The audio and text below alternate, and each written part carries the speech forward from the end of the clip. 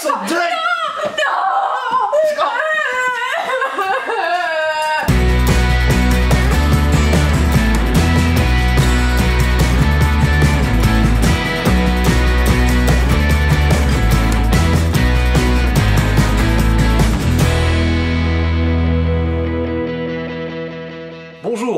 Bonsoir, bon joueur, bonne joueuse, bienvenue dans cette vidéo du vendredi. Salut Antoine. Salut Alex. Et j'espère que vous allez bien. Petit exclu à la fin de cette vidéo, nous avons joué, hop, à Pentacle, et non pas Pentacle.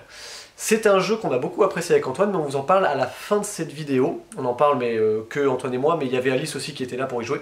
C'est un jeu pour 3 à 5 joueurs, très très cool. La pochette ne vend pas du rêve, mais franchement c'est très efficace, donc je vous invite à aller voir à la fin de cette vidéo notre petite exclu là-dessus, notre petite explication, nos avis de partie. Et on va commencer de suite. Alors il y a un mois on avait commencé avec une version d'un JCE, donc Horror Arkham révisé. Et bien voici la même chose, je suis très content pour le Seigneur des Anneaux. Le jeu de cartes évolutif, voilà, il est de retour dans sa version révisée, donc même format de boîte que Marvel Champion, que Horror Arkham. Je suis très content de le revoir, pourquoi? Parce que c'est un jeu que j'ai beaucoup apprécié, pardon, je vais te le mettre comme ça. C'est un jeu que j'ai beaucoup apprécié jouer, alors pour notamment les amateurs de Horror Arkham, de Marvel Champion, on retrouve cette mécanique où on va avoir une menace commune, donc je rappelle c'est un jeu coopératif pour 1 à 4 joueurs, c'est des parties alors plutôt d'une heure, ils mettent une demi-heure, mais je crois que c'est marqué en tout petit par joueur, effectivement, c'est vraiment ça. C'est un coopératif, on va chacun en fait jouer 3 héros globalement, et ces 3 héros là vont intégrer des cartes dans notre paquet. C'est constitue notre paquet de cartes, c'est les 3 héros qu'on joue. Donc ici par exemple on retrouve Gimli, Legolas et Aragorn, et forcément ils ont des cartes en général qui se combattent très bien. Mais on pourrait très bien faire un deck avec que des nains par exemple, ça pourrait être très intéressant. Vous avez en général un objectif qui est lié à la mission, à la campagne que vous faites, et en général c'est des cartes que vous révélez, il y a des sortes de jetons dessus à enlever. Alors je vous parle de ça, c'est des très vieux souvenirs que j'ai, parce que c'était il y a plus de 10 ans maintenant que j'y ai joué. C'est franchement très efficace, intéressez-vous-y à la révision du jeu de cartes. Petite question que j'avais, d'ailleurs je la pose directement, si tu peux répondre en commentaire, Damien de chez Asmodée. Je ne pense pas, normalement c'est une vision révisée donc non, que les anciennes extensions marchent sur celui-ci, parce que je ne sais pas ce qui a réellement été révisé. Si c'est les règles, ça va. Si c'est les mots-clés, moyens, du coup, parce que ça veut dire que les vieilles extensions que vous avez sur l'ancienne version ne fonctionnent plus. Voilà. Mais sachez que voilà, la version révisée est arrivée, donc potentiellement, ça a dû être annoncé en anglais je pense, les campagnes vont aussi arriver, tous les sets de cartes supplémentaires vont arriver, et ça fait vraiment très plaisir. J'adore la couverture. Oui, c'est génial. De toute façon c'est Gandalf, Gandalf il est super pété. Gandalf, il est exactement le même effet que dans Marvel Champion, qui est Nick Fury. Alors pourquoi cette transition, me direz-vous? Mais parce que nous avons reçu Vision. Et oui, le roi des transitions, c'est incroyable. Incroyable, hein. Marvel Champion, alors Vision, je l'ai déjà. Je suis trop bête, j'ai oublié de prendre le mien. J'aurais aimé vous montrer les cartes. Vision, il est énorme. Franchement, il est excellent. Surpuissant, évidemment, son alter ego. Pas son alter ego, c'est Vision. Ah, son ennemi. Son Némésis, merci. Son Némésis, c'est Ultron, évidemment. Et ça, c'est trop cool. Je suis pas tombé dessus la dernière fois, donc ça va. Vision, il est très cool, pourquoi? Parce qu'il a une double forme. Il peut être soit en forme dense, soit en forme intangible. Quand il est en forme intangible, malheureusement, il peut ni attaquer ni défendre. Par contre, il réduit de 2 les dégâts, donc ça c'est hyper pratique.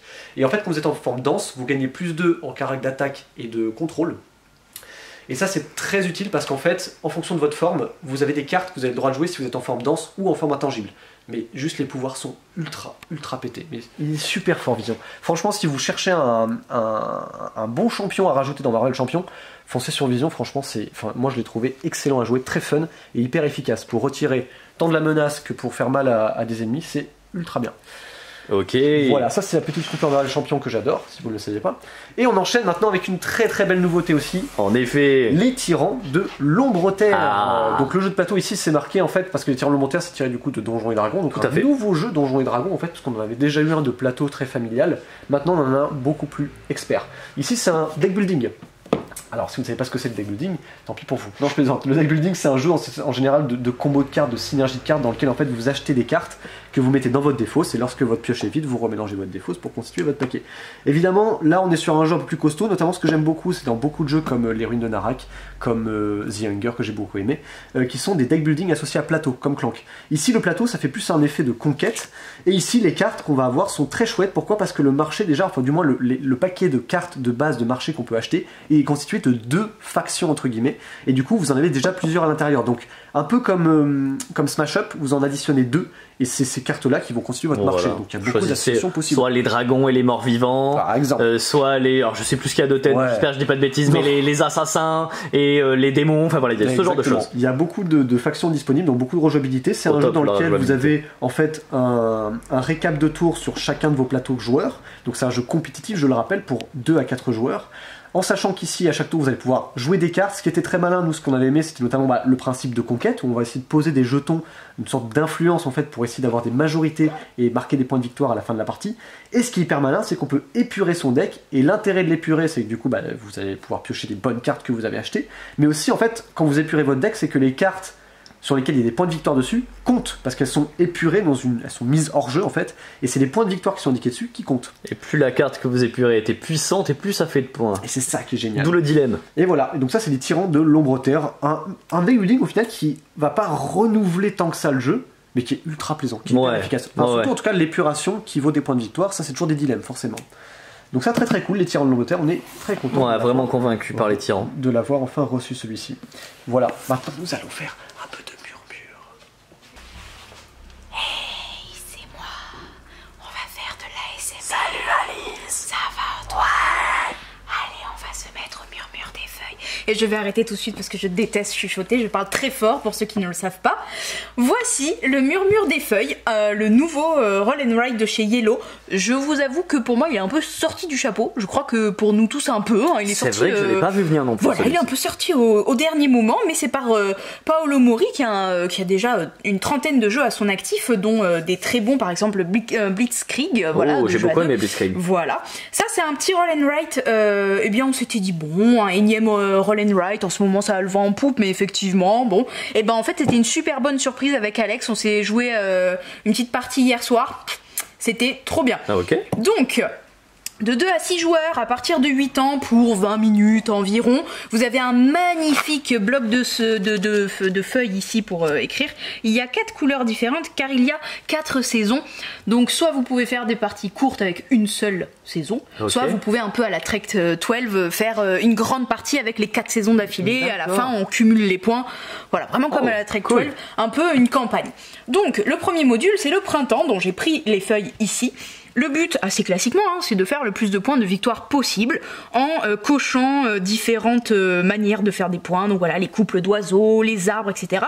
Chacun va avoir une façon différente de scorer. Par exemple, les couples vont valoir 5 points par couple si on a réussi à les mettre dans une zone en même temps. Je vais vous expliquer comment on les fait. Les arbres, ça vaut des points tout seul, mais surtout quand vous en avez plus de 10, ça vaut plein de points. Enfin voilà. Donc vous allez essayer de trouver un peu votre stratégie au milieu de tout ça. C'est un peu opportuniste puisque c'est un roll and write, donc vous dépendez quand même de ce qui sort des dés. Bien sûr. Donc, très simple, chacun a sa petite feuille, un petit crayon, et un des joueurs va lancer les dés, c'est le joueur actif, hop, et là tout le monde va devoir dessiner une zone, et bien ici, de 1 par 3 côtés. Tu vois ce que je veux dire? Ok. Imaginez, hop, voilà, j'avais Alors fait... ça c'est original. Voilà, une zone de 2 par 3 côtés. Ok. Alors, vous voyez ici, c'est un magnifique exemple très moche de la feuille de Alex, parce que Alex, c'est très efficace, mais c'est moche. Moi, j'ai fait une plus jolie. Voilà. Là, par exemple, vous voyez, j'ai fait une zone ici de 2, donc 2 cases, par 3. Ok. Donc, au début, chacun va choisir un des endroits des petites feuilles. Ici, vous voyez, il y en a 6, parce qu'on peut jouer jusqu'à 6. Et ce sera notre zone de départ. Évidemment, vous ne pouvez pas prendre la même qu'un autre. Moi, j'ai choisi la 1, et Alex, lui, je crois qu'il partait de la 6. À l'opposé. Parce que tu vas reprendre la zone là où tu t'étais arrêté, c'est ça? Non, enfin, au début, tu commences, moi j'ai dit, je commence à la 1. Donc forcément, ma zone va devoir commencer en entourant la 1. D'accord, ok, je vois. Comme ça, on commence pas du tout au même endroit et c'est quand même prédéfini.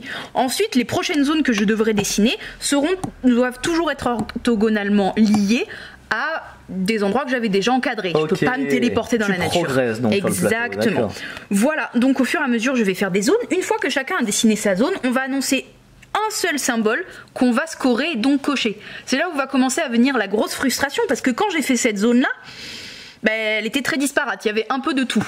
Sauf que je ne peux choisir de scorer qu'une seule de tout ça. Donc j'ai annoncé, j'ai dit allez, je vais prendre un arbre. Du coup, j'ai coché un arbre. Mais tout le reste, voilà, ça me servira à rien dans cette zone. Ok. C'est hyper frustrant. Donc du coup, quand vous faites une zone, essayez d'avoir plusieurs fois la même chose pour essayer de cocher 3 fois par exemple un arbre, parce que vous avez 3 arbres dans votre zone. Ok. Faites pas comme moi la première zone, vous voyez que j'avais pas très bien compris. À partir de la deuxième zone, je m'en sors vachement mieux. Et donc, on va continuer comme ça. Donc c'est pour ça que je vous disais par exemple, les oiseaux, le couple, il faut les entourer en un seul morceau. Okay. Dans cette zone-là, vous devez avoir les 2 oiseaux, donc un rouge et un bleu, pas 2 fois la même couleur, et dire ok, sur là je score les oiseaux. Okay, je scorerai pas le reste.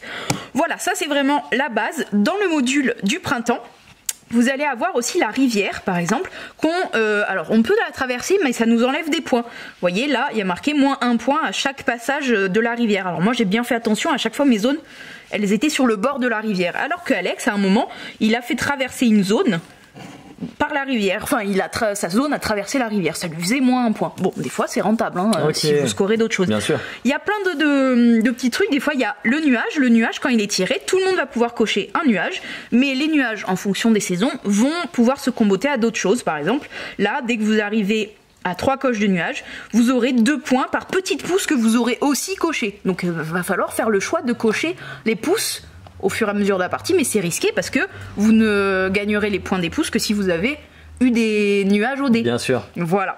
Donc ça, c'est vachement cool. Vous avez une fois un joker que vous pouvez cocher et en fait, vous dites que la face verte, c'est la face que vous voulez pour vous. Ok. Voilà, pour vous arranger quand même.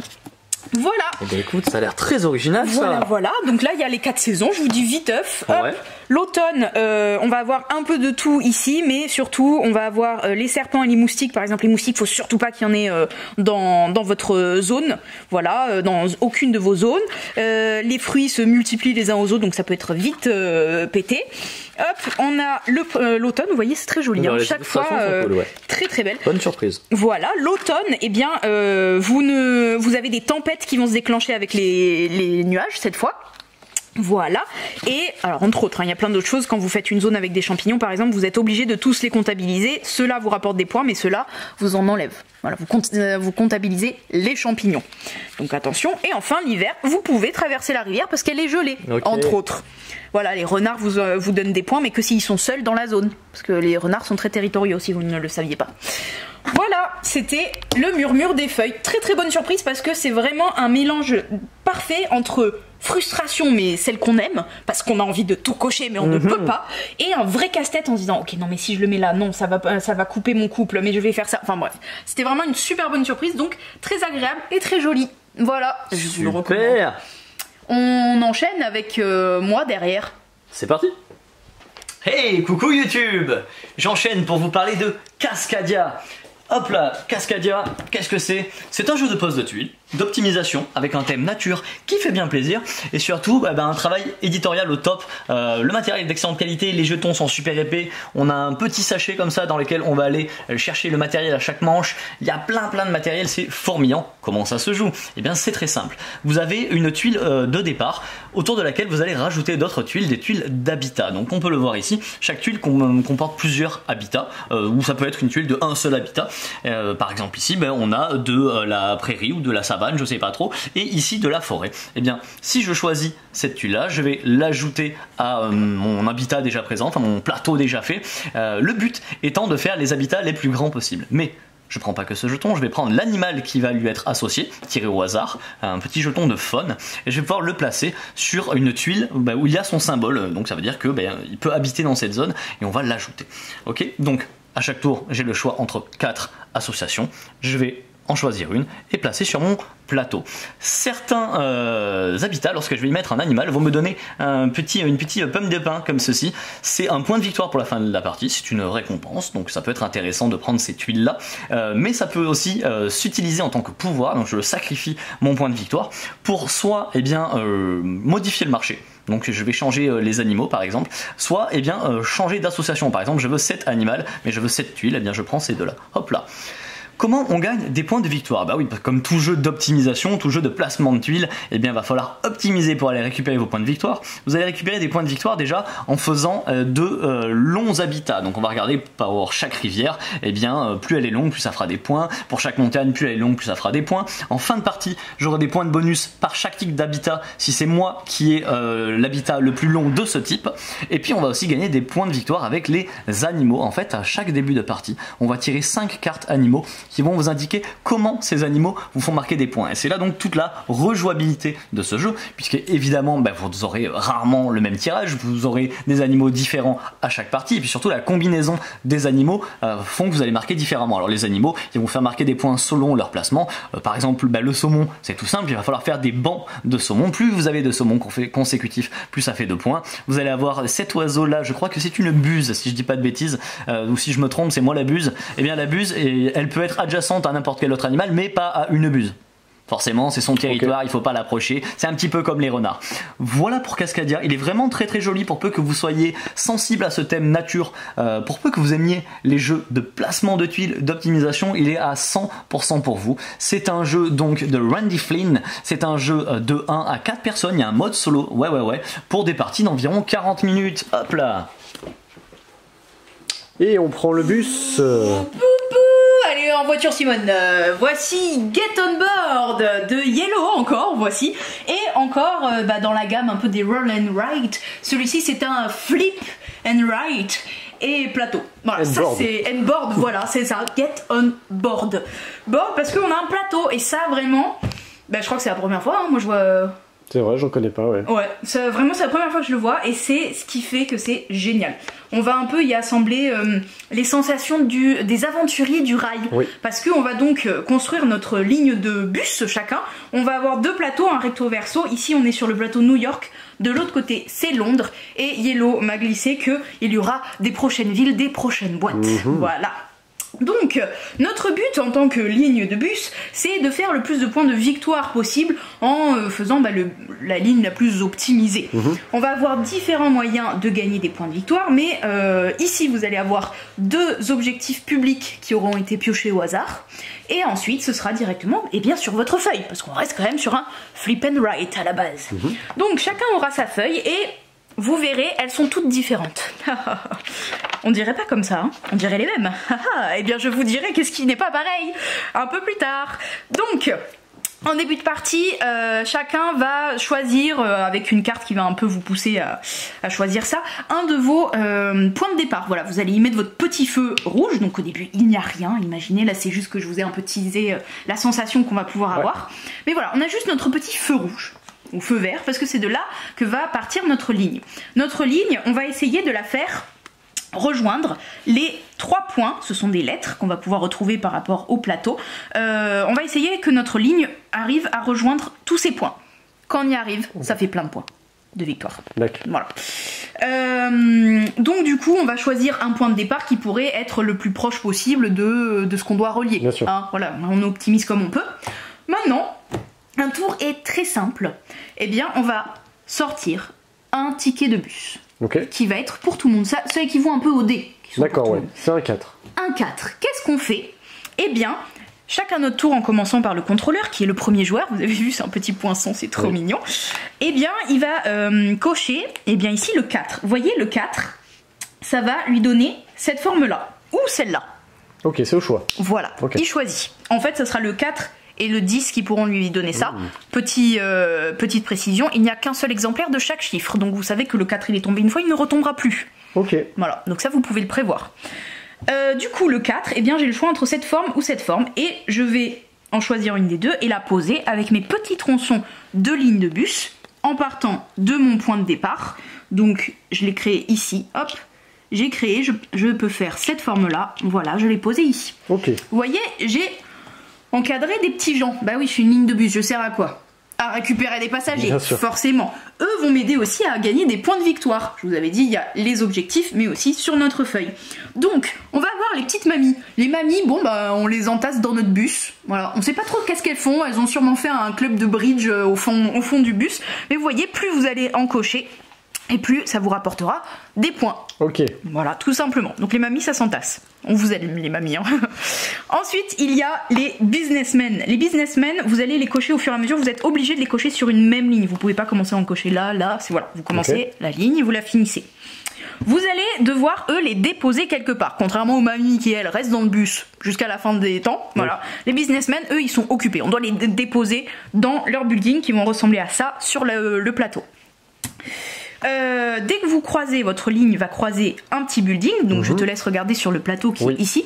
Voilà, hop, si à un moment, au prochain mouvement, j'arrive à rejoindre ça, je pourrais déposer mes businessmen. Malheureusement, eh bien, je vais faire autant de points que de businessmen, en gros, que j'ai réussi à récupérer. Vous voyez, premier businessman, si je le dépose tout seul, voilà, que j'atteins le building, alors que j'en avais embarqué que un, j'aurai que 2 points. Ok. Voilà. Alors on va essayer de rejoindre les buildings une fois qu'on en aura entassé 3, parce qu'on ne peut en entasser que une ligne. On peut pas en commencer une deuxième. D'accord. Donc c'est vraiment de l'optimisation. Il faut essayer d'en prendre beaucoup, mais pas plus de 3, sinon c'est perdu. En plus, vous pourrez récupérer des petits bonus. Vous voyez, si vous en avez déposé qu'un, vous aurez 2 points et une petite mamie. On sait pas trop pourquoi, mais voilà, vous déposez un businessman, vous récupérez une mamie sur le chemin. Là, vous récupérez un touriste et ça nous permet de faire la magnifique transition vers les touristes. Les touristes, comment on les récupère? Bah pareil, hein, dès que notre petit tronçon touche une tête de touriste, hop, on le coche. Comme le businessman, on fait qu'une seule ligne. Ok, on n'en commence pas plusieurs en même temps. Une seule ligne. Dès qu'on atteint un des 2 types de monuments, voilà, des monuments, on les dépose de la même manière que les businessmen. Sauf que là, on n'a pas de petit bonus au bout, mais ils rapportent plus de points. Voilà. Et enfin, les écolières. Les étudiantes, voyons. Au Columbia, c'est une super université. Les étudiantes, elles, eh bien, ça va juste se multiplier. Donc vous les cochez, ça va se multiplier par le nombre d'universités que vous aurez réussi à rejoindre avec vos petits tronçons au fur et à mesure de la partie. Voilà. Donc au fur et à mesure, on va poser notre petit tronçon, on va avoir un petit casse-tête aussi parce que il va avoir une règle de pose primordiale. C'est que comme au Snake, le vieux jeu sur téléphone Nokia, si vous vous souvenez, voilà, on ne peut jamais revenir sur nos pas et croiser son propre chemin. D'accord. C'est marqué dans la règle, si vous le faites, c'est bisous bye, vous sortez du jeu et c'est fini. Par contre, est-ce que je peux me placer là où il y a déjà quelqu'un? Bah, merci, tu me coupes l'herbe sous le pied, Alex, tu es très impatient. Donc moi déjà je vais parler de la règle vraiment énervée quoi. Voilà, vous êtes éliminé. Donc surtout ne le faites pas, jamais, sauf si vous voulez sortir du jeu. Et enfin, je peux quand même emprunter les tronçons faits par mes adversaires, sauf que ça va faire des embouteillages. Et oui, si on a trop de lignes de bus qui s'en mêlent, et ben bon, super, les embouteillages à New York, ils sont très connus, mais voilà. Vous voyez, plus on en fait, et plus on va cocher des cases à chaque fois qu'on fait un tronçon avec un embouteillage. Et au fur et à mesure, on va perdre des points. Vous voyez, au début, ça va, le deuxième va nous faire perdre un point, ensuite ça va, ensuite un autre point, donc là déjà on est à moins 2 points, etc., etc. Et au bout d'un moment, vous voyez, vous en perdrez des points à chaque fois que vous cocherez une case embouteillage. Alors toi Alex, tu l'as expérimenté, tu avais très peur de faire des embouteillages, donc tu n'en as pas fait un seul. Et bah pourtant c'est pas toi qui as gagné à la fin. Non, mais j'ai très mal optimisé aussi, hein. Je suis pas fait pour faire des lignes de bus. Peut-être, moi j'aurais cru que tu te reconvertirais. Mais les embouteillages, il faut pas en avoir trop peur non plus en fonction de comment vous arrivez à combler les points à côté, puisque les embouteillages ne vous enlèvent qu'un point par un point, donc ça devrait aller. Voilà, ça c'est à peu près le jeu. Il y a plein de petites finesses de casse-tête, parce que comme je vous ai dit, un ticket sort qu'une seule fois et a une forme associée, et c'est là que je reviens vers le teasing que je vous avais dit. Vous voyez, il n'y a pas de différence entre les feuilles, mais que dites-vous? Regarde ces tickets-là, le 2 et le 8, ils donnent cette forme-là. Sur cette feuille-là, ils donnent pas la même. Et ça, Alex, je trouve que ça fait une richesse de fou. C'est vrai. Parce qu'entre 4 joueurs, 2 joueurs ou 3 joueurs, ce sera même pas la même ligne. Donc quelqu'un tirera un 8, ça l'arrangera, l'autre pas du tout, ou inversement. Et enfin, vous avez quand même la petite triche ici, c'est que si vous cochez, vous avez le droit de soit rendre votre forme toute droite. Donc par exemple, ici vous aviez 3 petits tronçons, ça vous arrange pas de les voir un peu en serpent, vous dites ok je le coche, ça va être une ligne de 3 toute droite. Ou l'inverse, faire un virage. Voilà, pour vous arranger, pour justement pas vous taper votre propre ligne, hein, sinon c'est bisous, on sort du jeu. Soit juste pour relier vos villes, enfin vos étapes. Voilà, c'était Get On Board. C'est cool. vraiment, moi je l'ai énormément aimé à Vichy et encore ici, c'est pour ça que j'ai vite mis ma tête dessus. Je trouve que ça renouvelle vachement le flip and write avec déjà ce plateau. Et à la fin, là, c'est vraiment qu'un petit teasing. Oui, mais à la fin, c'est plein de petits tronçons et c'est trop joli. Ouais. C'est vraiment super joli, c'est super bien. Voilà. Nickel. On va enchaîner par derrière. Ouais, juste derrière, on fait un petit point ici. Nous sommes en période de solde, donc je filme ici les différents jeux actuellement qui sont soldés. Mais ça va beaucoup bouger, hein. Déjà, ça fait 2 jours qu'on a... Ouais, bah 3 jours maintenant aujourd'hui, donc 3 jours qu'on est en période de solde. Il y a des trucs très chouettes. Hein. Oui, et puis il y en a vraiment tellement des soldes différentes que et on n'a pas la place. Oui. Donc vraiment, bah, c'est pas juste pour vous pousser à l'achat, mais venez souvent parce que d'une heure sur l'autre, vous ne verrez pas les mêmes trucs. Ouais. Voilà, parce que quelque chose part, on remplace par autre chose de différent. Donc voilà, il y aura vraiment de tout à tous les prix. Exact. On enchaîne ? Ouais. Hey, it's me again. Je vous lâche plus maintenant. On enchaîne avec No More Vikings de Frank Devron pour 2 à 4 joueurs à partir de 8 ans. C'est un jeu familial, hein, très tranquille, hyper facile à prendre en main et très sympa. Dans le sens où, eh bien, on va incarner des villageois. Chacun va construire son village et l'optimiser au cours de 12 manches pour à la fin avoir le plus de points de victoire possible qu'on va gagner de différentes manières. Sauf que ça s'appelle No More Vikings, donc plus de vikings s'il vous plaît, parce que une menace globale va peser sur nous, c'est les vikings qui vont venir avec leurs dracars là pour détruire chacun nos villages. Okay. Donc déjà, au début de la partie, on va révéler une carte qui va nous dire en gros sur quel chiffre va venir le petit dracar, et ben, vous voyez, il va se mettre en face d'une ligne sur... voilà, oui, c'est une colonne, c'est vrai. Tout à fait.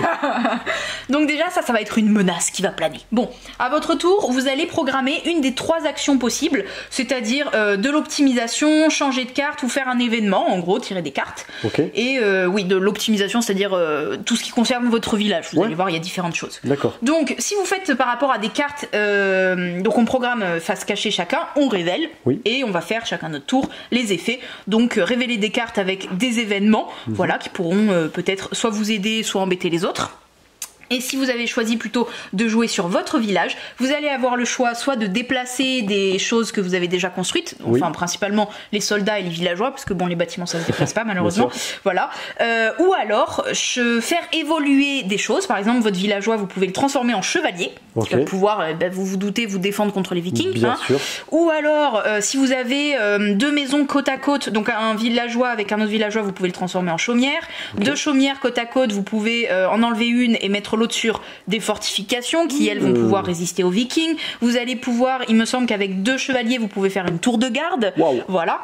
Une fois que chacun a un petit peu optimisé comme ça, eh bien on va faire l'attaque des dracars. Et vous voyez, les dracars vont rentrer dans le pays jusqu'à ce qu'ils arrivent sur un truc qui a été construit, genre un bonhomme, une maison, et le premier qu'il a atteint, la première unité qu'il atteint, et ben le dracar, il le sort de jeu. D'accord, ok. Voilà, et le dracar s'en va. C'est bon, ils ont fait leur pillage, ils rentrent chez eux. Ils sont sympas quand même. Mais par contre, si c'est un chevalier qu'il rencontre, eh bien, le dracar aussi est défaussé. Vous gagnez des points de victoire à chaque fois que vous arrivez à défoncer des dracars. Ah oui, c'est classe quand même de repousser les vikings. Par contre, le chevalier, lui, il dégage aussi. Il est mort au combat. Enfin, dans le jeu, je crois qu'ils disent qu'il est fatigué, mais bon, face à des vikings, excusez-moi, je pense qu'il est mort. En bref, la tour de garde, elle peut, avant même que les dracars rentrent, décider d'en détruire un de loin. Ah, ça c'est cool. C'est stylé. Les fortifications, bah, le dracar, il peut pas la taper, par contre, il la contourne. Mais bon, ça vous fait des points parce que plus à la fin vos bâtiments seront, comment on dit ? Fortifiés. Oui, fortifiés et un peu plus complexes, on va dire, un peu plus finis, et bien vous gagnerez plus de points de victoire. D'accord, voilà. Donc votre but, ça va vraiment être de construire des choses et les améliorer au fur et à mesure, mais aussi les défendre. Donc vous voyez ici, ça fait 1 point à la fin, 3 points si vous avez une chaumière, 5 points si vous avez réussi à l'améliorer en fortification, et en plus vous aurez chacun des objectifs cachés, voilà, vous voyez, faire un carré de 4x4 de chaumière, voilà, que vous révélerez à la fin de la partie pour marquer des points.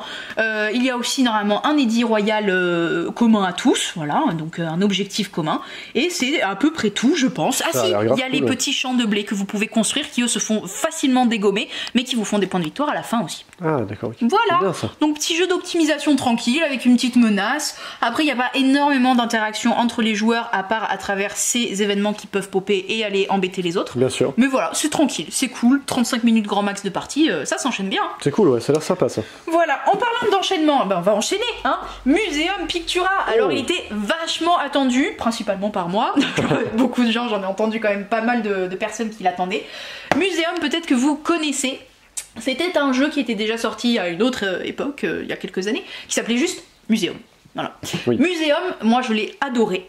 Toi un peu moins, mais parce que c'est vrai qu'il avait quelque chose qui était quelques lourdeurs. Ouais, c'est vrai que c'était un peu long pour un jeu Voilà, de cartes. il quand même. était long, il avait des lourdeurs, il était peut-être un peu surédité, mais moi déjà j'adore le thème, vous êtes des conservateurs de musées, et chacun va construire son musée et composer ses collections.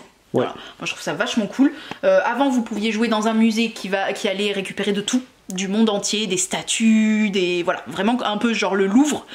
Ici, Muséum Pictura a été vraiment refait. Vous avez une base commune avec Muséum, mais en fait, ils ont élagué toutes les lourdeurs. Donc il D'accord. ne reste que le meilleur. Magnifique. Dans Pictura, vous serez dans les années folles.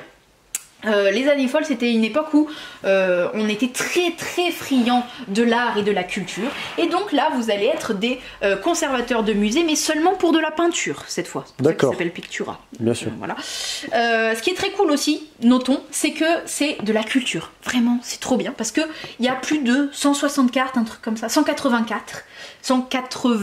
cartes, Ouais. j'y arrive, qui toutes représentent un tableau qui a vraiment existé, avec le titre, enfin le nom de l'artiste, le mouvement artistique, Ok. donc rococo par exemple, et aussi une petite ligne qui vous dit à quelle époque il a été peint et où il est vraiment entreposé dans la vraie vie. Donc, D'accord, ok, cool. c'est vachement cool et c'est Ouais. super beau. Très logique. Donc voilà, vous avez de la croix, il y en a vraiment des trop bons, de Vinci la Joconde, voilà. Bien sûr. Donc du coup, le but c'est d'avoir le plus de points de victoire possible, voilà, c'est classiquement, le jeu se termine dès que un des joueurs a atteint 50 points, il enclenche une fin de partie, tout le monde finit de faire son tour, et ensuite on va comptabiliser les points, donc ceux que vous aurez gagnés au fur et à mesure de la partie grâce à des cartes immédiates, des événements, etc. Mais en plus on va y additionner plein d'autres choses. Vous allez avoir plusieurs plateaux à regarder. Chacun déjà aura un plateau personnel qui sera en fait votre musée, tout simplement. Normalement il est vide au début hein, et vous allez le remplir de peinture au fur et à mesure. Vous allez avoir un plateau central avec en fait le marché commun. Vous allez récupérer des cartes, mais aussi les musées internationaux avec qui vous allez pouvoir échanger des œuvres. Et vous allez avoir ici le plateau des mécènes qui en gros vont vous apporter des avantages ou des points de prestige, de victoire, Ok. en fonction de petites missions. Genre avoir telle collection, si vous arrivez à l'avoir, vous avez son pouvoir ou ses points. Voilà. Et enfin, ça c'est la grande différence aussi, c'est les expositions temporaires. Voilà, c'est des petits contrats à faire. Le premier qui a, je sais pas, 4 tableaux, donc c'est une collection ne se compose que de 4 tableaux minimum. Donc Oui. à partir de 4 tableaux, vous avez une collection. Et bien le premier à faire une collection de cartes bleues, qui sont je crois un style, hein, c'est l'impressionnisme, gagne ce petit jeton qui fait des points de victoire. Voilà. D'accord, ok, très bien.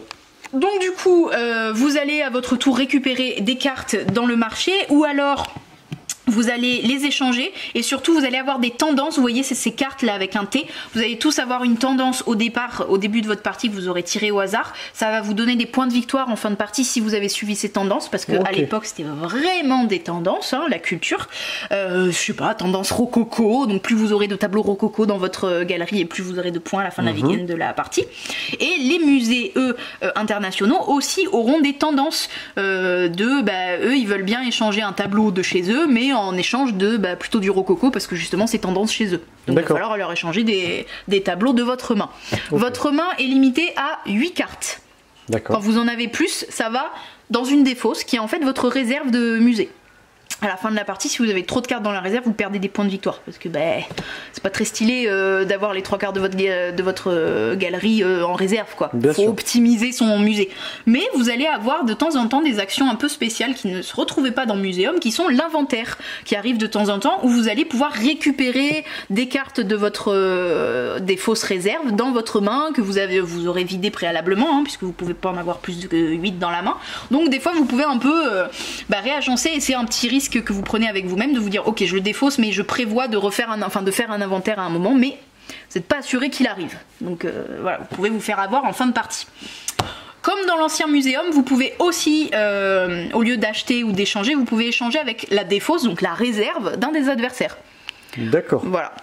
Donc attention à ce que vous balancez dans votre réserve, les autres peuvent vous le récupérer. Bon, en échange, ils vous donnent quand même un point de prestige, hein, parce que bon, hein, c'est pas gratuit non plus. Hein. Voilà, c'est à la fin de la partie, on va compter si vous avez réussi à remplir entièrement votre musée, vous aurez plus de points. Si vous avez réussi à remplir votre galerie principale, c'est-à-dire celle du milieu et la colonne, là on la voit un peu ici, qui continue ici, vous avez plus de fois, voilà, vous avez plus de points. Les collections, elles vont se composer soit par style, soit par thème. Oui, c'est ça. Donc là, vous l'avez, par exemple, vous avez romantisme, mais ça c'est thème, je crois, politique, ou ça c'est thème sacré, oui, parce que c'est voilà, c'est la religion. Donc c'est soit par thème, soit par style. Voilà, c'est alors évidemment il y a énormément plus de subtilité que ce que je vous ai dit, mais c'est un bon gros jeu quand même, hein. Ils disent 60 minutes, je dis bon, 60 minutes c'est quand vous l'avez bien poncé, que vous êtes à l'aise, etc. Plutôt sur 20 à 30 minutes par joueur, quoi. Ouais, plutôt. Et c'est un jeu qui vraiment a une courbe de progression énorme, parce que plus vous y jouerez et plus l'étendue des combos possibles et de l'optimisation de votre musée va vous apparaître, c'est énorme. Il y a une énorme rejouabilité avec les tendances qui sortent à chaque fois et qui changent le tout. Vraiment trop bien, moi je vous le conseille, j'ai adoré Muséum et j'aime encore plus Muséum Pictura parce que c'est vraiment la version achevée, vraiment, et épurée de Muséum. Voilà. Ok. Recoucou YouTube, on va faire un petit bout de chemin ensemble et ça commence par ici avec Quarto Access, distribué par Gigamic, et c'est un jeu Accessi Games. Quarto Access, eh ben, c'est tout simplement la version de Quarto pour les personnes atteintes de déficience visuelle. Donc Quarto, je le rappelle, c'est ce jeu dans lequel il va falloir aligner 4 pièces qui ont une caractéristique commune en donnant la pièce à votre adversaire et qui va la poser là où il le souhaite. Il doit remarquer qu'il fait un quarto, parce que s'il ne remarque pas, et bien quand c'est à vous, bah vous dites quarto et c'est vous qui gagnez. Voilà, vous savez jouer à quarto. Et bien il y a donc 4 caractéristiques. Dans Quarto Access, désormais, les caractéristiques sont la taille, la forme, rond ou carré, le fait que ce soit rainuré ou pas, qui remplace en fait la couleur du jeu original, et puis toujours, est-ce que c'est creux, est-ce que c'est plein ou pas. Il y a 2 petits masques fournis à l'intérieur, c'est un jeu à 2, et bien si vous n'avez pas de problème de déficience visuelle, et bien vous pouvez jouer avec le masque, pourquoi pas, ou si vous jouez avec une personne qui a un problème de déficience visuelle, et bien, qui a une atteinte de déficience visuelle, vous pouvez porter le masque pour être à pied d'égalité. Pourquoi pas, voilà une belle proposition que ce Quarto Access. C'est très cool, ça devrait faire plein de versions de jeux Access. Ouais, complètement. On continue par ici avec Arkham Noir, le gouffre insondable des ténèbres. Le gouffre insondable des ténèbres, c'est la 3e boîte de Arkham Noir, comme vous pouvez le voir ici, l'affaire numéro 3. Je vous récapitule un petit peu la gamme. C'est une série de jeux solo, vraiment pensé uniquement pour le solo. C'est un jeu de chaînage de cartes, hein. En gros c'est très simple, vous avez une ligne de cartes qui va progresser, vous prenez toujours la carte du bout de cette ligne et vous allez pouvoir soit l'ajouter à votre main en stock, mais attention, votre main est limitée, soit la jouer à la suite d'une carte déjà posée pour essayer donc de résoudre l'affaire, pour obtenir des symboles différents et puis des petites pièces de puzzle surtout. Évidemment les cartes, pour les poser, souvent elles vont avoir des conditions.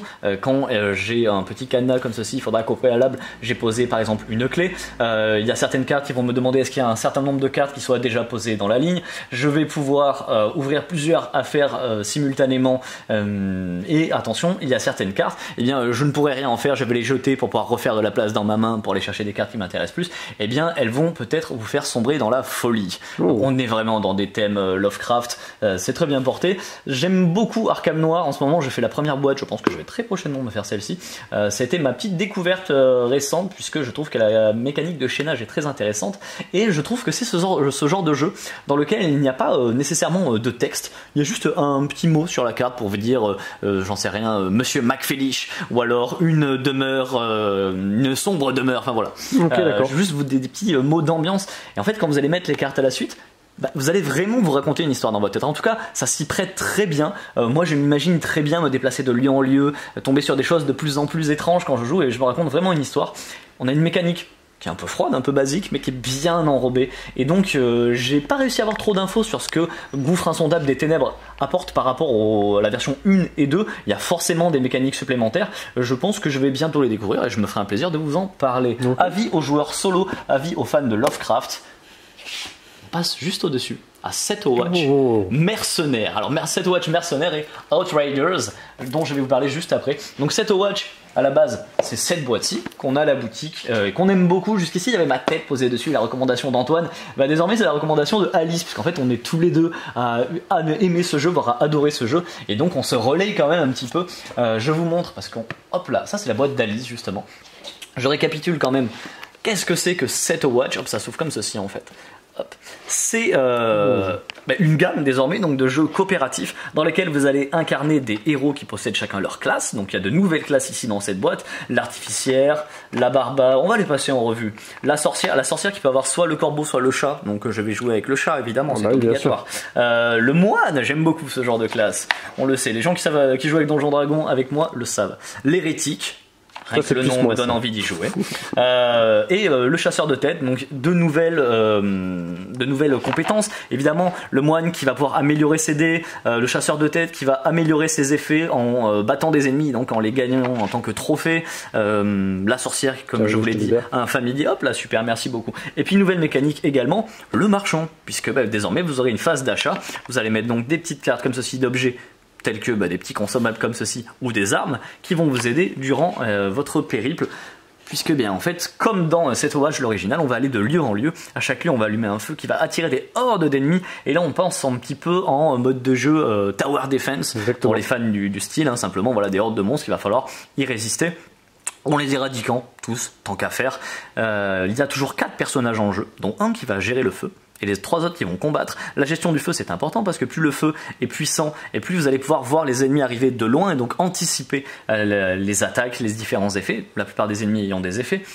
C'est un jeu un peu puzzle game aussi, parce qu'en fait vous allez jeter vos dés façon dés de jeu de rôle comme ceci, hop. Mais c'est pas comme dans le jeu de rôle où ça va vous dire ce que vous réussissez ou si vous échouez ou pas. Non, non. En fait, ces dés, ensuite, il faudra les placer de manière astucieuse. Alors, soit directement sur les ennemis pour leur faire des dégâts, soit sur vos feuilles de personnages, comme je vous ai montré juste avant, pour aller activer différents pouvoirs. Pouvoirs qu'on sélectionne en début de partie. On pourra aussi les changer pour s'adapter à la situation. Bref. Vraiment un gros côté puzzle game qui peut se jouer en solo. Moi j'ai beaucoup joué en solo, en solo ça passe super bien. Alors faut avoir l'équivalent de 3 cerveaux en un, mais c'est jouable avec un petit peu de schizophrénie. Et sinon 2, 3, 4 joueurs, c'est top aussi. Donc voilà pour cette nouvelle version avec ces nouveaux monstres, ces nouveaux effets, et puis bien sûr ces nouveaux héros. Et il n'est pas arrivé tout seul, puisqu'il y a donc les Outriders. Dans Outriders, vous allez trouver de nouveaux monstres. Ces nouveaux monstres, ils ont un petit effet supplémentaire, évidemment, ils sont arrivés avec une nouvelle mécanique. Cette mécanique, c'est que des fois, vous allez avoir, je sais pas, un sanglier, et puis un gobelin. En fait, ils vont fusionner, et désormais, vous avez un gobelin, un chevaucheur de sanglier, et ça fait un nouvel effet, il est plus fort, il va falloir le combattre également. Tout est compatible, donc vous pouvez mélanger les personnages de Set a Watch classique avec Mercenaires, Outriders avec le Set a Watch classique, tout est compatible. C'est une vraie gamme désormais. Excellent. J'ai tout dit, ce qu'il y avait ici. Ouais, il me semble. Ok, donc on va passer un gros dossier. On va passer un gros dossier parce qu'on va passer à Erune. Et je vais essayer d'en parler sans rentrer trop dans l'émotionnel parce que c'est un jeu que j'ai longtemps attendu. Il y a 20 ans de ça, je découvrais un jeu qui allait changer ma vie. Ce jeu, c'est HeroQuest. Il y a 20 ans de ça, plus ou moins, bientôt 20 ans. Et HeroQuest, donc le jeu de dungeon crawler, mais légendaire tout simplement. Moi, quand j'y jouais, la boîte, elle était déjà un petit peu vieille. Notre boîte de HeroQuest, mais alors c'était déjà mais tellement génial. Et Erune, c'est le petit frère, c'est le digne héritier de HeroQuest. Alors qu'est-ce que Erune ? C'est du dungeon crawler, tout simplement. Vous allez avoir chacun votre personnage et vous allez évoluer dans un donjon, combattre des monstres, récupérer des objets magiques, de l'or, monter de niveau, tout ça, dans une véritable aventure. Alors, pas qu'une aventure, il y en aura plein. Je vais vous expliquer tout ça parce qu'il y a différents modes de jeu. Déjà, premier mode de jeu, le mode de jeu avec le maître des ombres. C'est un mode de jeu dans lequel, comme dans HeroQuest, il va y avoir une personne qui va jouer le grand méchant. Donc il y a un joueur autour de la table qui est contre tous les autres, tout simplement. Il y a différentes classes de maître des ombres, ce qui fait que d'une partie à l'autre, vous allez pouvoir choisir, changer de classe, choisir la classe qui vous plaît le plus ou qui vous semble le plus adaptée à tel ou tel scénario, avec chacun de leurs spécificités évidemment, tandis que les autres joueurs sont contre vous avec les autres classes. Ou alors, mode solo ou coopératif, tout simplement, on est tous ensemble contre le jeu. Mais du coup, qui fait le maître du jeu ? C'est Erune, c'est l'application. Il y a une application qui est obligatoire pour jouer. Elle est là pour faire tellement de choses. Elle est là déjà pour mettre la petite ambiance musicale. Elle est là pour gérer beaucoup de choses. Elle est là pour gérer le maître des ombres quand il n'y en a pas. Elle est là pour gérer tous les événements sur le plateau, parce qu'il va y avoir des événements scriptés dans les aventures, pour gérer du coup les déplacements et les attaques des ennemis, évidemment quand il n'y a pas de maître des ombres. Elle est là pour gérer la narration, donc il y a une voix préenregistrée dans la grande aventure de base, une voix comment on appelle ça, de doubleur voix, hein, tout simplement, oui, c'est ça, ouais. qui va vous raconter l'histoire. Elle est là pour gérer aussi toute la base de données. Eh ben ouais, parce que par exemple dans HeroQuest, à l'époque, encore HeroQuest, quand vous ouvriez un coffre, ou que vous battiez un ennemi, dessus vous pouviez trouver une épée magique, des bottes magiques, un arc. Là il n'y a plus ça, parce qu'en fait avant vous piochiez une carte et puis cette carte c'était cet objet. Il n'y a plus de carte d'objet. En fait désormais quand par exemple vous ouvrez un coffre, vous dites Erune, j'ai ouvert un coffre, et vous parlez à l'appli, elle vous entend, elle vous écoute, façon comment ça s'appelle, OK Google. Voilà, etc. Et elle va vous dire, eh bien, dans le coffre, il y avait les bottes magiques d'Alexandre le Grand. Et hop là, vous prenez les bottes magiques d'Alexandre le Grand. Elles auront probablement un meilleur nom, les objets dans le jeu. On est d'accord, elles n'ont pas des noms pourris comme ça. Et vous allez l'écrire sur votre feuille de personnage, façon jeu de rôle. Vous allez donc l'écrire. Et là, vous savez pas ce qu'elles font les bottes magiques d'Alexandre le Grand. Donc vous demandez, Erune, quelles sont les caractéristiques des bottes magiques d'Alexandre le Grand? Elle va vous donner les caractéristiques et vous allez les écrire parce qu'elle connaît toute la base de données. Ce qui est top de top, c'est que cette base de données, à moyen terme, à court terme, puisqu'en fait l'équipe de Arcada Studio, dont c'est le jeu, c'est un jeu français, sont en train de bosser sur l'application pour rajouter des petites composantes qui font que vous allez pouvoir rajouter vos propres objets. Donc vous allez vraiment pouvoir personnaliser votre jeu. Vous allez pouvoir même au bout d'un moment rajouter vos propres ennemis et vous allez pouvoir créer vos propres quêtes. Et ce qui va être génial, c'est que tout ça, vous allez pouvoir le partager sur internet via l'appli avec les autres joueurs des runes. Donc si je crée par exemple les bottes magiques de Alexandre le Grand qu'on trouve sur le roi des Cyclopes, qu'on peut combattre dans l'aventure de la citadelle de fer, tout ça c'est moi qui l'ai inventé, mais d'autres joueurs pourront aussi jouer cette aventure et peut-être trouver cet objet. Waouh! Parce qu'en fait vous avez un jeu là qui est fini, qui est complet, avec une vraie aventure, avec une vraie campagne, mais qui en plus va devenir un vrai bac à sable. Et grâce à la technologie de l'application, les possibilités sont folles de folles. Alors l'application, je reviens dessus, l'application, je vous l'ai dit, c'est une voix qui vous parle. Là, quand elle vous donne des informations sur le jeu, vous allez pouvoir aussi lui demander des points de règle, vous allez pouvoir lui demander plein de choses à l'appli. C'est comme Alexa, c'est comme OK Google, c'est une voix robotique. Ils ont travaillé sur cette voix robotique, donc elle est moins saoulante que du OK Google ou que du Alexa. Elle a quand même une voix qui n'est pas certes naturelle. Ça peut déranger certaines personnes ou pas. Moi, ça me dérange pas du tout, par exemple. Je peux comprendre que ça vous dérange. Sachez que vous pouvez la faire taire. Vous n'êtes pas obligé de l'écouter, vous ne pouvez garder que le fond musical. Et en fait, elle va vous parler avec des petites bulles, un peu comme vous parlez sur Messenger, qui vont apparaître avec du texte. Donc, si vous n'aimez pas cette voix qui parle, vous n'avez pas du tout à la subir, elle est là. Vous en servez uniquement si vous avez envie. Sinon, en jeu, on est sur des choses très classiques. Donc, il y a 4 classes. Il y a l'archer, il y a le gardien, il y a la guerrière, il y a la magicienne. Alors c'est pas vraiment des classes, c'est juste des personnages de base parce qu'en fait ils vont se spécialiser en montant de niveau. Ils vont pouvoir choisir une classe parmi 3, si je dis pas de bêtises, par personnage. Donc ils vont pouvoir se spécialiser. Par exemple, l'archer pourra devenir l'archer magique, je crois, tout simplement. Ou pourra devenir l'assassin, je sais plus exactement ce qu'il y a comme classe, parce que j'ai une mémoire toute pourrie. Sinon, bien sûr, vous allez jeter des petites poignées de dés comme ça, vis-à-vis des objets que vous possédez, qui vont permettre de lancer tel ou tel dé. Les dés, ils vont faire des dégâts, ils vont faire des effets divers et variés. Ils vont vous faire gagner de la stamina que vous allez pouvoir dépenser pour déclencher des compétences. Plus vous allez monter de niveau, plus vous allez vous spécialiser, plus vous allez obtenir de compétences, évidemment. Vous allez pouvoir interagir avec les éléments du décor. Par exemple, vous allez pouvoir faire tomber les éléments du décor sur les ennemis pour infliger des dégâts. Vous allez pouvoir monter sur les tables pour attaquer les ennemis. Alors, je fais un petit point. Le matériel est vraiment top. Ouais. Je le dis souvent, mais je le dis parce qu'il y a besoin. Les figurines, moi j'adore le style. Regardez-moi comment il est plié cet archer squelette pour préparer son tir. Regardez-moi comme c'est vivant, comment il y a de la dynamique en fait. Les personnages sont vraiment très vivants. C'est pas pour rien puisque parmi les personnes qui ont travaillé sur Erune, il y a des personnes qui bossaient dans l'animation 3D et ça se sent parce qu'on est vraiment dans une impression de mouvement. C'est beaucoup moins statique qu'à l'époque des HeroQuest. C'est clair, c'est très agréable. Et puis aussi vous allez pouvoir interagir. Et bien ici Alex, je te montre sur les éléments scriptés. Et donc ces éléments scriptés ils sont dans la campagne de base, mais vous-même quand vous allez créer vos aventures, vous pourrez vous-même scripter des éléments. Et ça c'est trop cool. Pour terminer, vous allez aussi avoir un mode arène, pourquoi pas pour vous faire la main. Vous allez être dans un grand plateau, il y a des hordes d'ennemis qui vont arriver, il va falloir survivre le plus longtemps possible. Ok, voilà. Juste une question sur les boîtes, il me semble qu'on en a reçu 2. Tout à fait. Excellent. Nous avons ici Hop là, salut toi. L'édition aventure. L'édition aventure, c'est la boîte de base en fait, hein, on va dire. Et vous avez en dessous l'édition héroïque qui est beaucoup plus costaud. Donc sur l'édition aventure, on est sur du 90 €. Sur l'édition héroïque, on est sur du 140 € si je dis pas de bêtises. C'est une édition plus. En fait, je vais pas faire la liste de tout ce qui est en plus parce qu'il y a beaucoup de choses, mais il y a plus de figurines de monstres, il y a plus de sorts pour vos personnages si je dis pas de bêtises. Alors les sorts, c'est la seule chose qu'on peut pas rajouter soi-même dans le jeu, les sorts du maître des ombres et des personnages. Donc il y en a beaucoup plus, il y a plus de figurines, il y a plus d'aventures, il y a plus de tout simplement. Ok. Voilà pour Erune. J'espère que j'ai rien oublié d'important, peut-être. J'espère que j'ai bien communiqué mon enthousiasme pour ce jeu qui est français et qui est pour moi l'avenir du jeu de société, de figurines, avec une partie jeu de rôle, un côté un peu jeu vidéo, bref, le futur du jeu quoi. Et par là, Oh Wimboé, oh Wimboé, oh Wimboé, oh Wimboé, oh Wimboé. Dans la jungle, le terrible jungle. Ouais, c'est horrible. Pourquoi On je va chante être ça en tournée bientôt. Parce qu'on a reçu A Wimboé.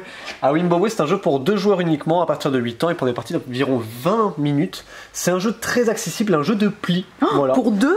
Exactement, un jeu de pli Trop pour 2, bien. c'est très original. On n'a pas beaucoup ça, on avait eu ça avec le Renard des Bois et le Renard des Bois duo. Donc l'un était C'est compétitif, l'autre était coopératif. Je crois que c'était à peu près tout. Ouais. Ici, c'est un jeu compétitif avec une mise en place assez particulière. C'est qu'en fait, vous avez des cartes en main, vous en avez 6 de mémoire, et vous en avez 4 face cachée, plus 4 autres devant vous. Donc en fait, vous avez techniquement une main de 10 cartes, puisque vous en avez 6 ici, plus 4 visibles, vous avez le droit de l'utiliser, et les autres se révéleront lorsque les autres qui sont dessus seront joués. Un jeu de pli, qu'est-ce que c'est? Globalement, à chaque tour, ce qu'on va faire, c'est jouer une carte. Donc jouer une carte de sa main, ou ici, face visible devant soi. Je joue une carte, et par rapport au fond de la couleur de la carte que j'ai jouée, ça impose au joueur de jouer une carte de la même couleur. En fait, il joue pas le même animal, mais par exemple, si je joue un éléphant gris, et ce joueur est obligé de jouer une carte à fond gris. L'idée c'est quoi? C'est qu'en fait, du coup, en fonction de la valeur que j'ai jouée de ma carte, la plus grosse va l'emporter. Certaines conditions vont changer évidemment, comme dans tout jeu de pli intéressant. Donc du coup, je vais remporter les 2 cartes. Et sur les cartes, vous le voyez, alors peut-être pas assez, mais en haut des cartes, à côté des chiffres, vous avez des couronnes. Et c'est ça qui va vous permettre de remporter des points. Faites attention parce qu'en fait, les animaux ont des particularités. Notamment, l'aigle, quand vous le jouez, va servir entre autres d'atout. Donc vous permet notamment là de prendre le pli ou de le refuser. Notamment les aigles, en fait, par ce pouvoir-là, en fait, vous font des points de victoire en moins. Pas très intéressant. Les hyènes vous font beaucoup de points, mais attention, quand vous collectez des hyènes, vous les mettez face vive devant vous. Si vous en avez 4, vous perdez instantanément la partie. Le guépard, quand vous le jouez, ça détermine qui va jouer au prochain tour. En termes de premier joueur. Il y a plein de subtilités, notamment le cobra permet d'hypnotiser une carte, c'est-à-dire qu'en gros, vous bloquez une carte devant l'adversaire, donc il ne pourra pas la jouer au prochain tour. La souris bat l'éléphant, peu importe sa valeur. Enfin bref, c'est un jeu de pli très sympa avec plein de petites subtilités par rapport au pouvoir de carte et notamment par rapport au fait que vous voyez partiellement la main de l'adversaire, donc par le pouvoir du cobra, par la manière dont vous allez jouer vos différentes cartes comme l'atout, l'aigle ou comme d'autres cartes avec différents effets, et vous allez pouvoir un peu contrôler un petit peu, ou du moins contrer la stratégie de l'adversaire à travers ces différents effets. Voilà, donc A Wimboé, si vous cherchez un petit jeu de cartes dynamique avec cette mécanique de jeu de pli, le jeu de pli, ça y est, je suis complètement fou. Jekyll versus Hyde, évidemment, un de mes coups de mais cœur. oui, Je c'est me disais, vrai. mais c'est pas possible, il y en a un qui me manque, et oui, il est juste à côté, il est excellent. Il est là. Voilà, donc si vous cherchez un excellent jeu de pli autre que Jekyll versus Hyde, évidemment, parce qu'il est excellent, et bien A Wimboé peut totalement faire l'affaire. Plus accessible, je dirais. Que Jekyll. Ouais, plus accessible, ouais, je pense, ouais, effectivement, de par son thème, de par ses effets aussi. Il a une très bonne richesse, autant que Jekyll versus Hyde. Voilà pour A Wimboé. Je rappelle que pour gagner la partie, en fait, c'est soit vous prenez les 4 yens et vous avez perdu la partie, et c'est 2 manches en fait qu'il faut gagner. Donc si vous perdez une partie, du coup l'adversaire l'emporte, et donc sur 2 parties gagnées, vous gagnez la partie. Voilà, tout simplement. On va enchaîner ici avec du puzzle. Oui, puzzle. J'ai refait une commande. Alors déjà, les Villainous sont enfin revenus parce qu'à un moment ils avaient disparu, on n'en avait plus que 2. Là, ils sont tous de retour. Voilà, il y a même en 2000. Et petite surprise, une nouveauté dans la gamme. Le Villainous Marvel, voilà, avec les grands méchants des films. Donc voilà, Ultron, Killmonger de Black Panther, Thanos et Hela de Thor. Yes. Voilà, c'est style le petit point. Évidemment, c'est moi qui ai fait la commande puisque c'est des puzzles Disney. Et on enchaîne sur un autre sujet. Et oui, et c'est Dungeon Fighter 2e édition. Et oui, il y avait une première édition avant. Dungeon Fighter, c'est quoi? C'est un jeu que je qualifie de... Alors, je le mets dans la catégorie Donjon Nullbug. Si vous avez jamais joué au Donjon Nullbug, je me souviens qu'à l'époque, c'était un peu 2 jeux qui étaient très comparés parce qu'il y a ce côté jeu de rôle, fun. Voilà, je te laisse Oui. Donjon Nullbug. Si vous ne connaissez pas le Donjon Nullbug, foncez, il est trop bien. Mais Dungeon Fighter est excellent aussi parce qu'en fait, ça mélange le côté comment dire, jeu de rôle entre guillemets, puisque vous êtes des aventuriers et ensemble vous allez affronter différents événements, différentes étapes dans un donjon. Et ces étapes-là, comme dans le donjon de Nullbuck aussi, sont représentées par des tests que vous faites littéralement vous-même, c'est-à-dire les tests d'adresse avec des dés que vous allez jeter depuis votre coude, ce genre de choses, des lancers de dés que vous faites, et en fonction de où ça tombe sur la cible et du symbole du dé que vous allez avoir, ça va chambouler toutes les parties. Donc ça change en fait des jeux qu'on peut avoir de tactique et de thème jeu de rôle, où là on va avoir certes de la stratégie mais aussi de l'adresse. Je vais pas trop rentrer en détail, en plus c'est une seconde édition, donc quelque part c'est un peu une version remasterisé du jeu qui existait déjà. C'est un jeu coopératif, je le rappelle, pour de mémoire 1 à 6 joueurs à partir de globalement 8 ans. Et c'est des parties quand même entre une demi-heure, une heure quand même. Une heure, faut tabler assez large quand même, une heure. Mais voilà, c'est un jeu où vous explorez des donjons, vous aurez à chaque fois des choix à faire dans les différents tests. Vous en choisissez un, vous le réalisez, et plus vous avancez dans le donjon, plus vous serez proche de la victoire. Voilà, ça c'est pour Dungeon Fighter. Si vous le cherchiez, comme beaucoup de jeux qui sont réédités, on en parlait avec le Seigneur des Anneaux JCE et notamment Horreur Arcane, mais voilà, maintenant il y a des nouveaux jeux qui reviennent, tout refontés, tout beau, tout propre. Ça c'était Dungeon Fighter, la seconde édition. Et on enchaîne. Oh coucou YouTube.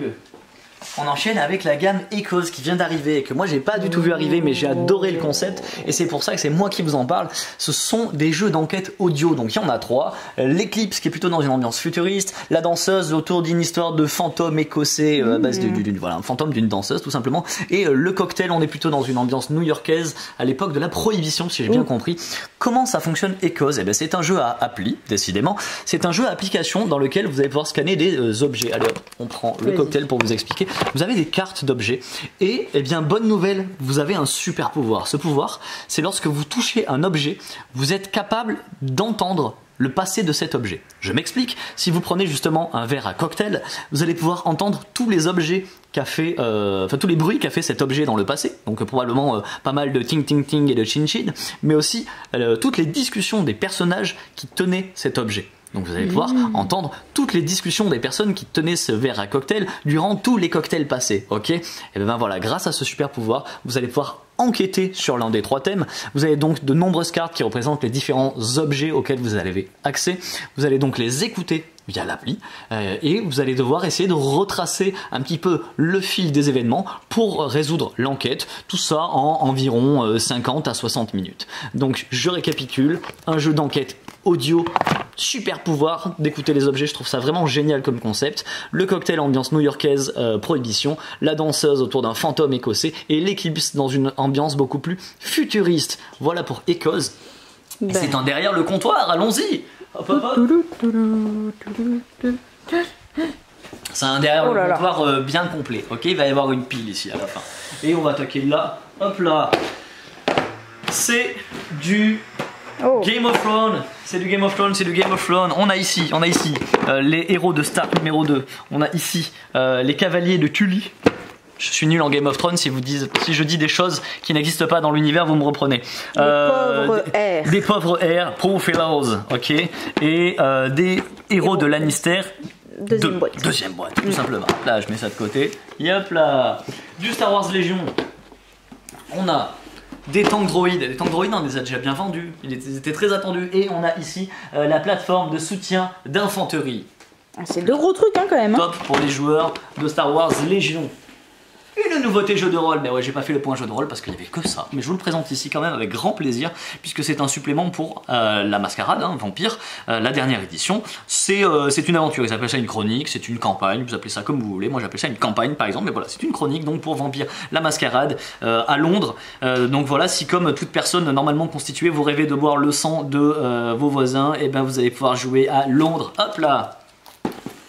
Plein de choses, je l'ai dit, donc j'enchaîne. On va enchaîner par ici. Hey, mais c'est le retour de Oleg Guacamole. Coucou. Alors celui-là c'est peu dire si on l'a attendu parce qu'il n'a pas été là de tout Noël, de tout le Nouvel An. Et c'est pourtant le jeu d'ambiance que vous avez aimé, que vous avez adoré l'été dernier et pas que l'été dernier. Ah, c'est clair. Nous on adore ici aussi à la boutique. Oleg Guacamole, vous allez devoir dire des mots, mais dans ces mots il ne doit pas y avoir la lettre ou les lettres puisqu'elles vont s'additionner sur la table. En plus il y a des petites cartes qui vont faire vite des événements, ça va changer de tour. Vous allez faire dire des mots à votre place à un autre joueur, vous allez sauter les tours. Bref, c'est hyper vivant, c'est hyper fun. Ouais, David en a fait sa vidéo coup de cœur si vous voulez aller voir. Spicy est également de retour, mais ça fait bien plaisir aussi. Il faut croire que vous l'attendiez aussi parce que aussitôt de retour, il y a des boîtes qui sont parties immédiatement. Un petit jeu de défausse et de bluff en fait, parce que vous jouez les cartes face cachée, vous annoncez la couleur et la valeur en gros, parce que c'est pas des couleurs, c'est des piments, c'est des épices. Mais au bout d'un moment, c'est obligé qu'il y a des joueurs qui vont commencer à bluffer parce qu'il faut tout le temps surenchérir et il faut deviner quand les autres joueurs sont en train de mentir. Et il y a plein de petits effets qui vont se rajouter grâce à des cartes d'effets qui vont vous obliger à tricher ou soit qui vont vous donner des petits avantages. Bref, grosse rejouabilité, hyper facile à prendre en main, très très fun. Moi je l'ai beaucoup joué à l'apéro l'été dernier aussi, c'était cool. Et il y a plein de dorures parce que c'est à la mode. Il est tout doré parce que c'était à la mode, c'est cool. C'est le retour également de Invasion Viren pour Warp's Edge. Alors retour oui non parce qu'en fait l'année dernière on avait déjà eu quelques boîtes, mais il n'y en avait pas beaucoup. Il n'y en avait vraiment pas beaucoup, mais ouais. Là c'est bon, on a un vrai stock, il est vraiment dispo. Donc eh bien ceux qui ont aimé le Warp's Edge, ce jeu solo de backbuilding où vous revenez dans le passé quand vous échouez pour rendre votre vaisseau plus puissant, pour aller combattre des boss dans l'espace, il y a du rab les copains, il y a du rab. Hop. Le retour également de Twisted Fable. Twisted Fable, c'est un jeu à 2 joueurs, c'est un jeu de bagarre, style un petit peu comme du Tekken ou du Mortal Kombat en jeu vidéo, mais là, pas en jeu vidéo du coup, dans lequel on joue des personnages, hop là, je tape la grosse boîte, voilà, qui sont des personnages féminins inspirés des contes et mythes et légendes du monde entier. Donc on va retrouver La Belle au Bois dormant, on va retrouver le petit chaperon rouge, je crois. Le petit chaperon rouge, on va aussi retrouver la princesse Kaguya, on va retrouver, bref, en version cyberpunk, en version dark, en version gothique, en version je vais tous vous tuer avec des trucs cybernétiques. C'est plutôt cool comme jeu, en tout cas vous l'avez beaucoup aimé. Sachez qu'on a les petits packs de figurines, sachez qu'on a les extensions, et sachez que, et ça c'est une nouveauté, on a cette extension là qui va vous permettre de faire du 2 contre 2. Parfait, c'est top. Hop là. C'est pas fini mais c'est bientôt fini. Sachez que, hop là. Ça c'est pas là, c'est pas cette semaine. Okay. Mais qu'est-ce que donc que cela? C'est un petit teasing, ok. La semaine prochaine, il y a Dice Throne qui sort, donc les 2 premières boîtes, 1, 2, ok, avec ici le barbare et l'elfe lunaire, et ici le moine contre le paladin, du jeu d'affrontement, de bagarre, à 1 contre 1, avec des variantes pour jouer autrement qu'en 1 contre 1, avec des personnages à base de dés, de cartes. Ça sort la semaine prochaine, sachez qu'il y aura un jeu concours. Ah bah vous voyez oui, cette boîte là, il y a là marqué jeu concours, peut-être que vous allez pouvoir la gagner. Donc restez connectés, la semaine prochaine vous allez avoir des news. En attendant, à la fin de cette vidéo, c'est-à-dire là dans quelques instants, vous allez pouvoir regarder notre fin de partie de Pentacle qui sort là très prochainement. Donc n'hésitez pas à jeter un coup d'œil, vous allez voir c'est assez novateur, c'est assez plaisant, on a bien aimé. Je crois que j'ai dit tout ce que j'avais à dire. Je crois aussi. Et donc je vous dis à très vite à la boutique. Oh C'est ça ? Fin de partie de Pentacle. Pentacle, un jeu pour 3 à 5 personnes, un jeu de Brajlon, un jeu plutôt expert avec une grosse composante de fun, un thème fun avec des pentacles justement, des invocations de démons, des sacrifices, des personnages occultes. Ce genre d'univers, mais pourquoi pas, ça mérite d'être original. Oui. On vient donc de finir la partie, vous l'avez compris, Alex a gagné, comme d'habitude, voilà. Ok, Alex, un petit point là-dessus, qu'en penses-tu? Qu'est-ce que... Alors moi j'ai beaucoup aimé, ce que j'avais souligné c'est le rythme en fait de course, parce qu'ici en fait, vous le voyez peut-être ici sur le plateau, il y a un plateau central sur lequel on va essayer de placer des petits jetons comme ceci. Donc chacun en a 5 en fait, parce que c'est un pentacle. Et donc c'est une course parce que dès qu'un joueur a placé ses 5 petits jetons, il a gagné la partie. Et moi j'aime beaucoup les jeux de course, déjà parce qu'à la fin on compte pas les soupes de points interminables. C'est vrai. C'est très efficace, et la mécanique de jeu en soi elle est pas si compliquée. Et notamment je faisais le parallèle avec notamment les joueurs de Res Arcana, c'est pas trop le même système, c'est juste qu'il y a cette tension qui est liée à la course. Ouais. Et j'aime bien cet effet de tension, parce que du coup ça nous force au fur et à mesure de jouer, à regarder les autres, et à dire ok lui il est presque à ce niveau là, donc je dois le contrer. Et du coup il y a des principes de contre.